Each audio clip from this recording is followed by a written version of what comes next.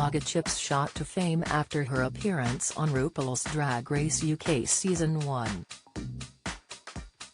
Known for her much better catchphrase, Baga is effervescent, but so down-to-earth, and if you've ever seen her live, you'll know she puts on a hilarious show.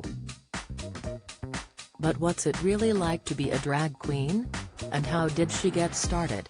Well, the 32-year-old says she accidentally fell into drag, rather than aspiring to be a drag queen from a young age.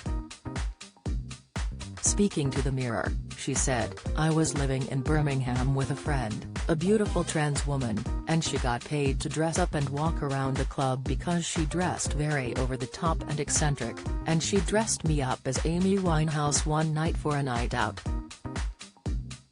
Get the news you want straight to your inbox. Sign up for a Mirror newsletter here. I looked all skinny and young and beautiful, and then I sing on karaoke, Amy Winehouse, and the next thing you know, the owner was asking me to work there once a week for £80, so I did that for like a year. Baga then realized that she could make a career out of what she'd been doing for fun, so decided to take her drag act all over the country. "I won a competition called Drag Idol, and then I just became a well-known drag queen in London," she said.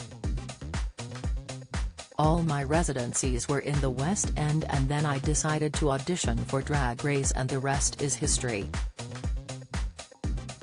The longer I did it, the more successful I got," she added. And success seemed to follow Baga Chipz as she made it to the final of both her season on Drag Race and on UK vs the World too. She said, "It's absolutely crazy when you're on that show, anything can happen. It's very exciting though, because you just don't know what's coming next.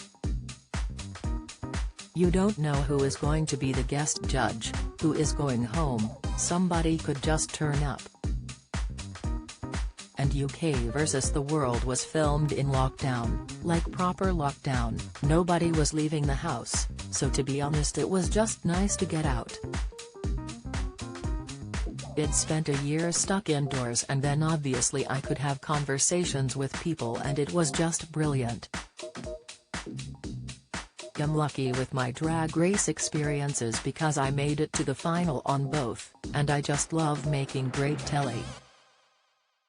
Her time on the show has given her a large fan base, but with the support sadly also comes hate, and Baga admits she can't believe the audacity of trolls online.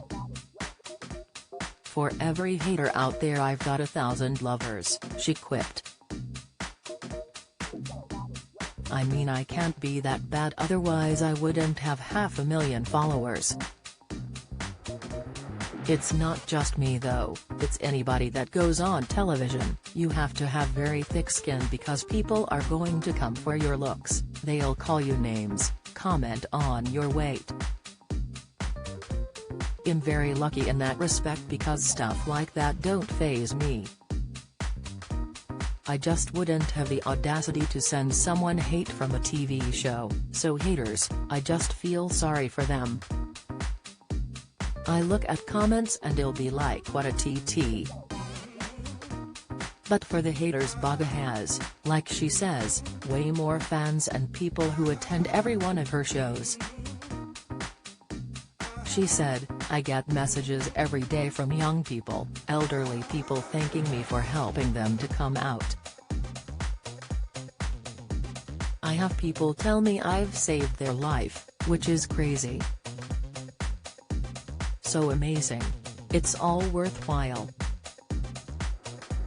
I have really die-hard fans too that come to every show, and I've met them and they're crying. Anyone would think I was Madonna or Michael Jackson. But if I do get haters, I just block. Even the most loved drag queens in the world like Bianca Del Rio and Trixie Mattel, they told me they get it. You just can't please everyone, but I'm happy with the people who do love me." So what has Baga been up to lately? Most recently, Baga and Crystal, also from Season 1, battled it out to convince an audience that they were the GOAT,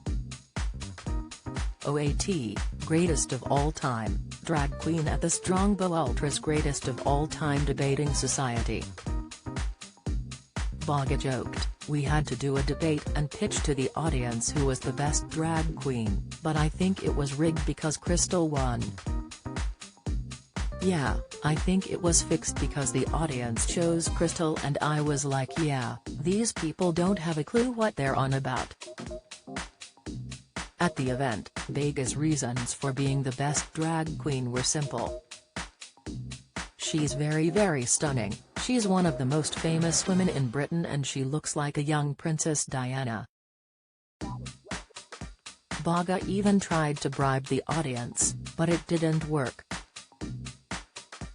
She said, "I actually tried to bribe the audience and tell them that I'll get them all a drink if they vote for me, but it didn't work."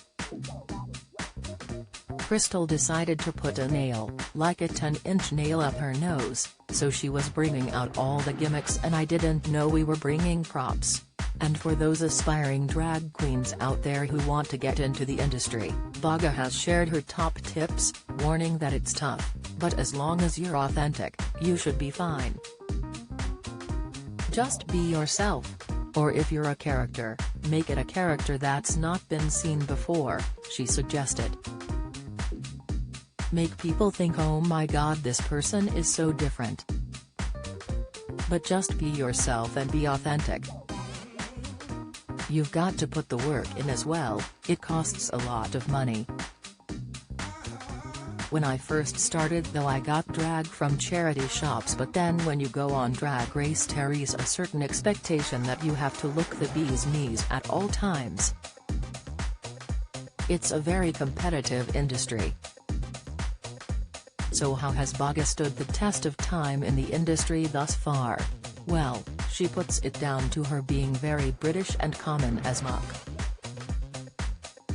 "I think the thing that's helped me along the way and what people probably relate to is I just don't give a st," she added whilst laughing. "I like fish and chips, beans, am basically the chav of drag.